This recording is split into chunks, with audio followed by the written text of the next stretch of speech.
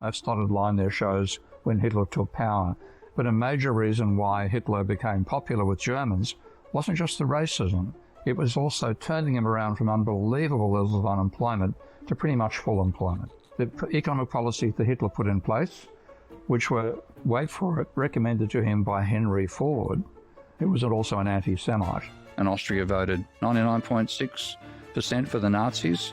The influential contrarian economist Steve Kane. Brilliant economist that criticizes much of modern economics. The research fellow at the Institute for Strategy, Resilience and Security at University College in London. He is someone that each and every one of us has to listen to, whether we agree or disagree. Here's Steve Kane.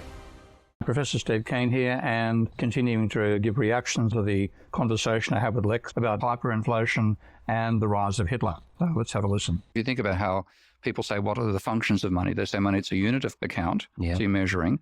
It's a means of exchange, okay, and it's a store of value. Yes, okay, it has those three roles, but the last one is contradictory to the previous two.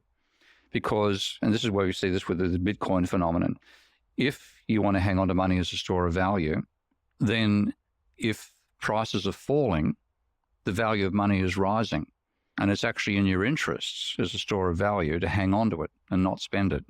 So that contradicts its role as a means of exchange.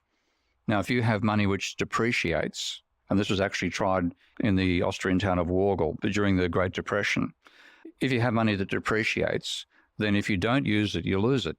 So it has a high rate of circulation. So there's a monetary theorist called Silvio Gesell, and he wrote this proposal that money should depreciate. And he was ridiculed and opposed and derided, but Kane said he was a great intellect. And the mayor of town of Wargl in Austria during the Great Depression was facing an unemployment rate of 25% pretty much. Germany had the worst experience in the Great Depression in the world. It was as bad as America, slightly worse than America. And so he thought, how can I stimulate demand here? So he produced a script which could only be used for buying goods and services in Wargl and could be used to pay your local rates. But it was depreciated by putting a stamp on the money if you didn't use it. So what happened was people would pay their rates. They needed to pay the rates using this money. And because it depreciated, you'd use it rapidly. So people were using that money, this alternative to the Austrian shilling, and the economic activity in town took off and unemployment fell to zero. And it was an absolute miracle, and everybody loved a Wargl experiment, and the Austrian central bank sued them for establishing an alternative form of money and shut it down. Unemployment went back up to 25% again, and Austria voted, 99.6% for the Nazis? Something crazy number like that when Hitler marched in. The Wargl experiment showed that a depreciating currency led to a high rate of circulation. But of course, we're not talking Weimar Republic levels of inflation. So when you get that much inflation, and that's normally caused by, as the Weimar inflation was caused by, the reparation terms imposed on Germany, fundamentally by France at the Treaty of Versailles, they paid a large part of that with just basically printing the notes, and you went into this crazy period of hyperinflation. So hyperinflation almost always occurs when there's a massive destruction of physical resources, and the monetary authority tries to paper, literally, over it, and then you get hyperinflation. That's total social breakdown. So a moderate level of inflation inspires the means of exchange usage of money, but undermines the store of value usage of money. And that dilemma is why we have this antagonistic attitude towards inflation. Now, we had Hitler. Again, a lot of things that people say about the rise of Hitler tend to tie this up with the Weimar Republic and the inflation of the Weimar Republic. And that's just not true. So I want to show you some data here to give you an idea of this. This is data from an excellent, rather hard to access book called International Historical Statistics. It has about 4,000 pages long. So I downloaded the data for Germany and its CPI. Now you can see the sheer scale of the Weimar Republic inflation there. And this is actually not a linear scale. Even on a linear scale, this would be big. This is exponential. This is saying the index went from a value of 100 back in 1912, 1913 to several billion. And that's how fast the inflation was. And the folk history that's come out is that's what led to the rise of Hitler. Hyperinflation is dangerous. It'll lead to terrors like that. And that is not the case at all. Because when you take a look at the data, and that's one reason I'm emphatic about the need to look at data rather than going on conventional wisdom, the inflation of the Weimar Republic was right back in 22, 23, 24. By 24, it was over. You had tiny rates of inflation. That's 1929, with the index back to 83, and it basically goes sideways all the way through the 1920s and 1930s. But it wasn't zero. And if you take a look at what actually happened, inflation, this is the black line here in this chart, inflation turned to deflation. Much the same time the same thing happened in America. America hit minus 10% change in prices every year. Germany was actually lower at about minus 13, minus 14, and unemployment exploded. Unemployment in Germany in 1932-33 hit 30% of the population. The worst rate in America's case during the Great Depression was 25%, and that's still bad. Now, high unemployment and deflation is what led to the rise of Hitler. Hitler became the leader of the government, the Chancellor, in 1933. That dotted line there shows when Hitler took power. But a major reason why Hitler became popular with Germans wasn't just the racism. It was also turning him around from unbelievable levels of unemployment to pretty much full employment. A lot of that was armaments industries and a whole range of other things. But the economic policies that Hitler put in place, which were, wait for it, recommended to him by Henry Ford, who was also an anti-Semite, but understood money creation. Those policies worked to drive unemployment from 30% down to zero.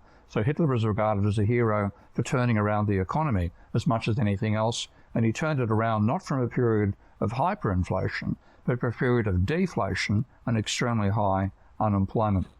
This, by the way, is my Ravel software, which if you want to take a look at it and have a play, you can get it from this website and see how you can analyze data with it. It's a damn sight easier to use than a spreadsheet or any other form of analytic software. So the collapse into Nazism was driven by deflation, not inflation. Silvio's gazelle about how to address a depressed economic period by creating a form of money that turned over very rapidly was extremely successful. It was only shut down because of the central bank. There's a very good profile here on naturalmoney.org, which is supporting our website for Silvio Gazelle's ideas. The Austrian town, like most of Austria, was in deep trouble and prepared to try anything. 1/3 of the population was out of work. The mayor had a whole range of projects he wished to accomplish, but he didn't have enough shillings to carry them out. So rather than spending the shilling he had, he put them into a local savings bank as a backing for the scrip money following Gazelle's idea. And then you had to put a stamp every month, which was effectively a 1% per month rate of depreciation. And it turned over extremely rapidly.